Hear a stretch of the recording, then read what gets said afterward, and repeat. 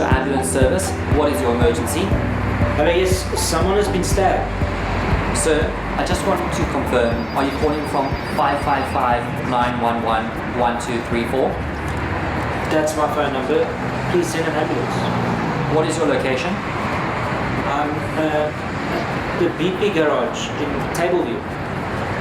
We have you located at the BP garage on Rods Drive. Is this the correct location? Yes. Send an ambulance, please. Sir, you said that the patient has been stabbed. Can you please explain where he has been stabbed? It looks like his leg and his chest. Is he awake right now? He looks like he's falling asleep. We have your location and are sending someone to assist. Are you willing to perform first aid? Yes, but I don't know what I'm doing. That is not a problem, sir. Please hold on so I can connect you with someone that will explain exactly what to do.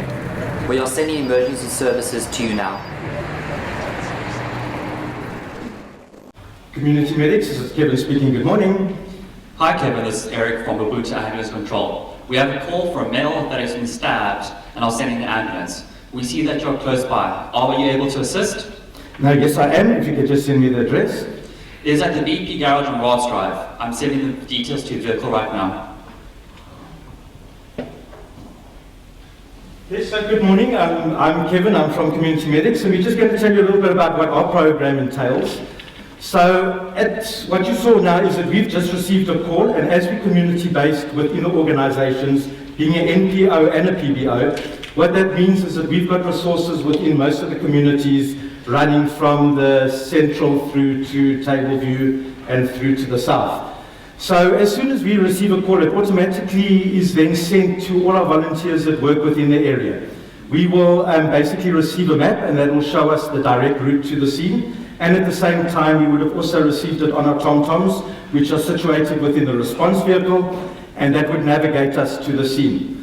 Also on the way, we would be able to see what the ETA is of the vehicles, and this becomes most useful, especially if we know that other resources are mobile.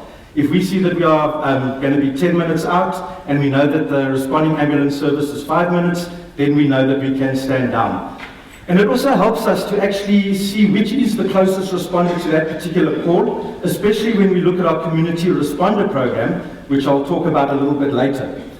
But also another feature that we found most useful is, for example, you often get a call and they can't give you crossroads, especially in new developing areas. It's very difficult to see exactly where the patient would be on the map.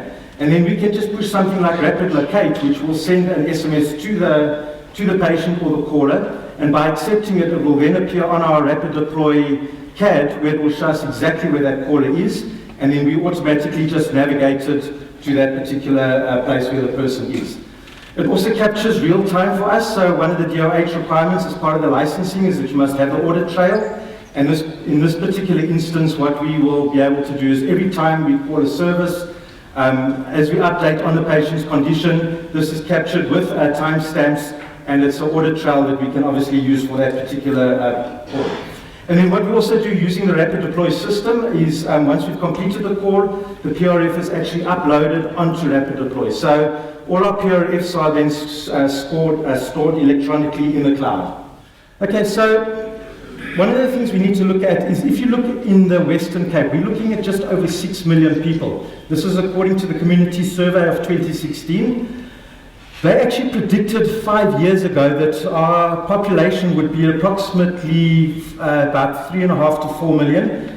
And then it was revised in 2013 to actually be 5.4 million. But looking at the 2016 stats, we're already on 6.27 million.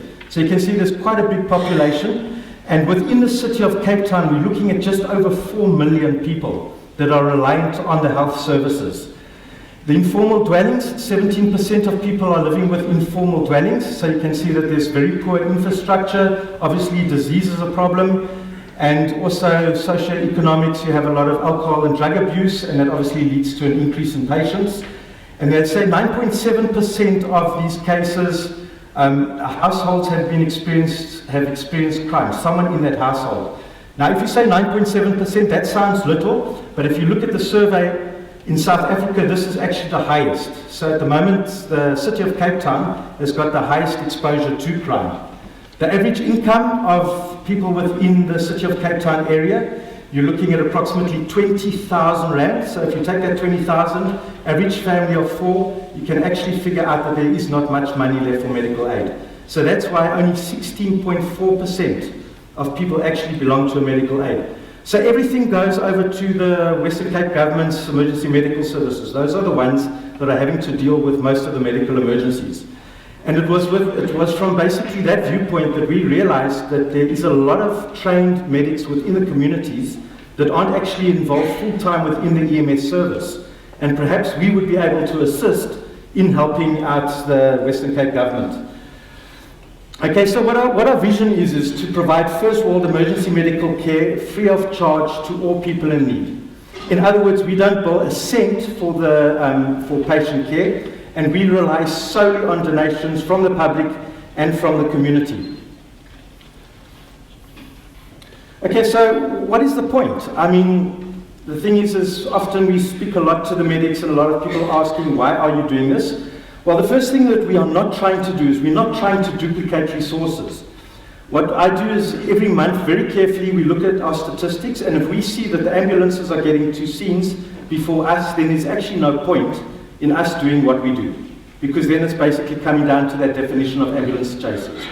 So what we do is looking at all the calls.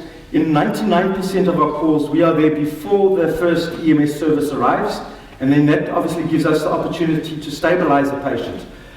Also, if you look at all the social platforms, I mean, if you go look at your phone now and you go into your WhatsApp and your Telegram groups, one of the things that you're going to see is that you belong to already a multitude of social media groups.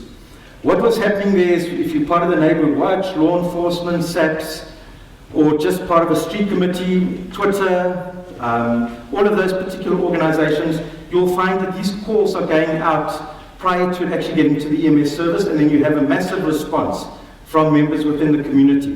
The problem is it's an uncoordinated response. So what we're trying to do is actually bring it together so that the people that are responding are actually pretty compliant to the HPCS legislations. The other thing you've got to consider is that all the algorithms of today talk about that very early intervention. In other words, getting that AED on as quick as possible, starting that CPR as quick as possible, getting the patient lateral. And the stuff that I'm talking about is really very basic stuff that actually starts saving lives. It's actually going back to the B in BLS. In other words, doing the basics, which I think a lot of us tend to forget. You know, you always come with more advanced forms of treatment, but really the basics, if you start off with that, obviously is going to help with the patient's outcome. And you've got to admit we're in a total resource-constrained environment. At the moment, we all know that if you phone the Western Cape Government Service, you could wait up to an hour, even on a P1 port. And I mean, with the private services as well, they are inundated with calls, and it's often very difficult to get an ambulance to a scene. So what we are looking at is getting there and being that gap between the time that the call is reported until the first ambulance service arrives. What I also need to say is that Community Medics is not making any money from this, and for that reason we've got no vested interest into which ambulance the patient goes. They must just get into an ambulance. What we're finding at the moment is that there's a lot of private ambulance services that are contracted to some very big medical aids. I can use, for example, GEMS, Polmed, and sometimes those ambulance services are quite far out. But I'm also very happy to say that those ambulance services, if they see that it's a patient within our service area, they will give us the call to go stabilize until the arrival of their ambulance service on scene. And we don't steal calls. We won't take a call that was given to us by one service and hand it over to another. It's pretty much all we are interested in, is stabilizing that patient, getting him into an ambulance and getting him over to a hospital. Okay, just looking at our service areas. So the first one obviously is the central south area. So we're covering all the areas, Greenpoint, Seapoint, Camps Bay, Llandudno, and then we'll go right through to the south. We usually go up as far as Lakeside. There are services past that obviously are dealing with other patients. So as I say, we're not trying to duplicate. We don't want to have this hordes of responders that is cluttering the scene. And then we obviously have our West Division that would cover from Milnerton, Tableview, and then we'll go all the way through Marine Drive up until the M1, covering Century City, Montague Gardens, Marconi Beam, Site 5, Dunoon, those particular areas. This is how we do it. So this is what we have at the moment. So at the moment we have 65 volunteers, of which you can see we've got 5 ECPs, 19 AEAs and 23 BAAs. And then what may be interesting and maybe even controversial is that we've got 16 of what we term our community responders, which we've taken out of community medics, but a project that runs parallel, but we'll talk to that a little bit later. But I think our biggest challenge is most probably the same as all the private and government services. I think you sit with the same problem, is that since you've done away with the short courses, your independent or your independent practitioners are very difficult and hard to find.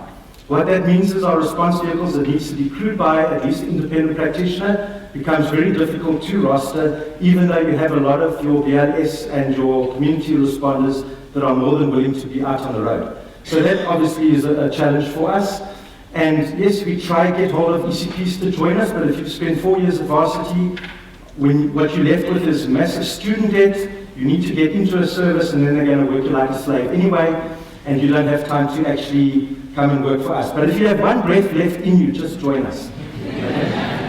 So at the moment, just to give an indication of the type of work that we are doing in the community, we are averaging between 4,000, about an average of about 4,500 calls a year.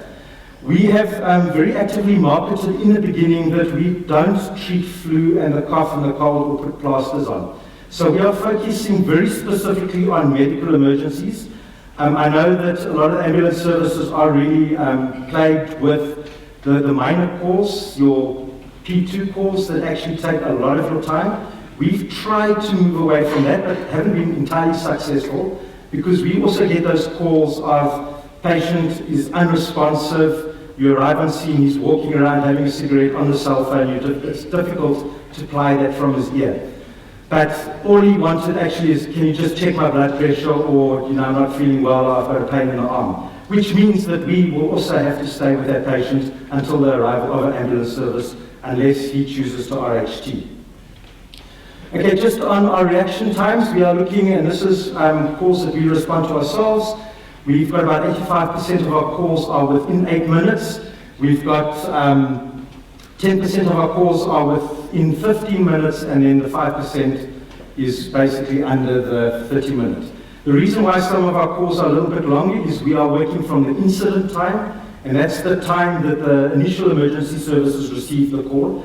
Then there's still the transferring it over to us and dispatching as well. So that obviously can skew the time a little bit. This is a very interesting stat. So especially the guys wearing green, I saw 1 or 2 of them. One of the things they said to me the other day is, you actually make work for us. And what is happening is, because we are in the community, we get into the calls first, and then we need to log the call and transport the patient to a hospital. So often it's a Western Cape government call, and with that, what it means is that we are actually generating calls for the EMS service. But when we actually started going through the stats, the point I'm trying to actually make is, it's not all about just stabilizing the patient and getting to hospital, but we can also assist in clearing your boards. So if you take, for example, that from year to date, we did approximately 1,865 calls that are Western Cape government calls. But of those calls, 1,189 of those calls, we actually managed to stand the ambulance down. So that's approximately 676 calls where we were able to say to Metro, cancel your resource, we've got it. And the way we do that is, often we get to the scene, we'll find that there's no patient found. Alternatively, it's a patient on medical aid, there's a closer private service nearby. We would then load the patient into that. And some people actually buy private transport as well. We have a lot of calls where we've got Dunoon CHC, which is approximately 100 meters away from the house, that is experiencing the medical emergency, which happens to be a sore knee, and 2 BMWs standing outside.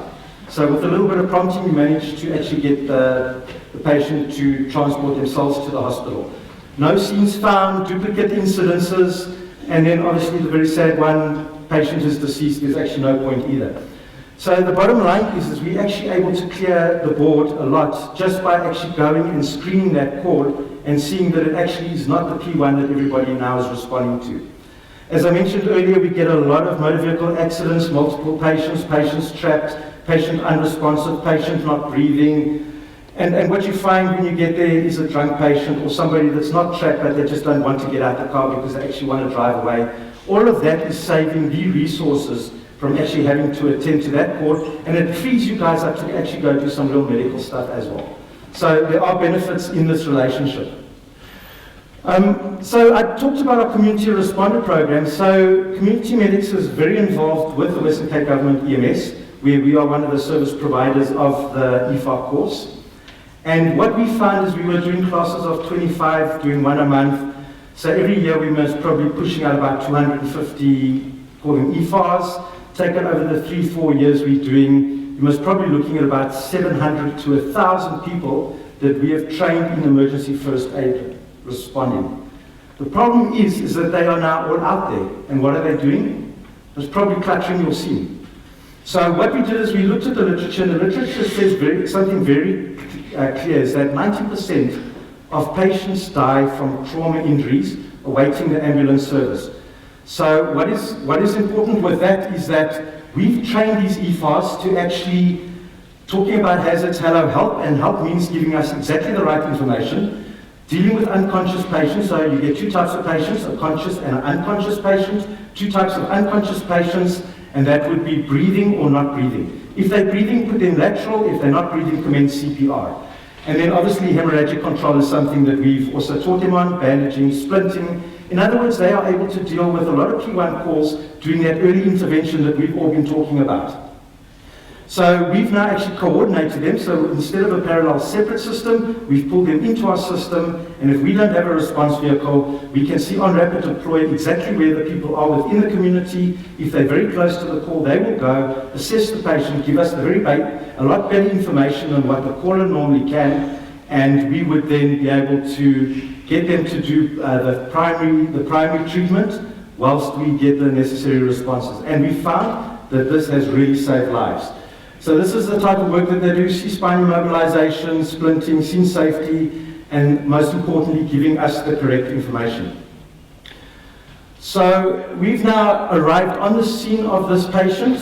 We've now managed to assess him, and we're ready to actually do the handover of the patient. And in this particular instance, what we found on arriving on scene is that we've got a 45-year-old male. I think Matt will be taking over from me. But in this particular instance, we have a 45-year-old male. His GCS is 14 out of 15, E4, V4, M6, because he's slightly confused at this moment in time. He's very dyspneic. His respiration rate is about 30. When we did the initial observation, we found that he had bilateral puncture wounds to the second and third intercostal space, basically mid-clavicular.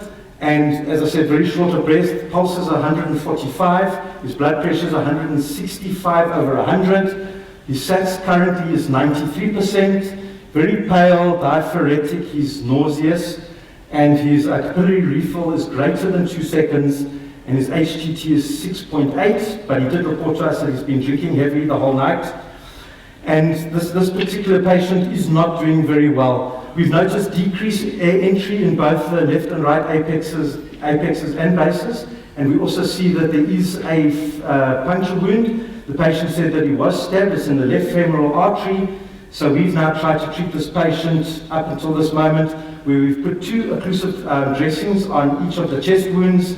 We've put direct pressure on the femoral bleeds, but currently, if you're looking at the trauma pads, the blood is just bleeding through now.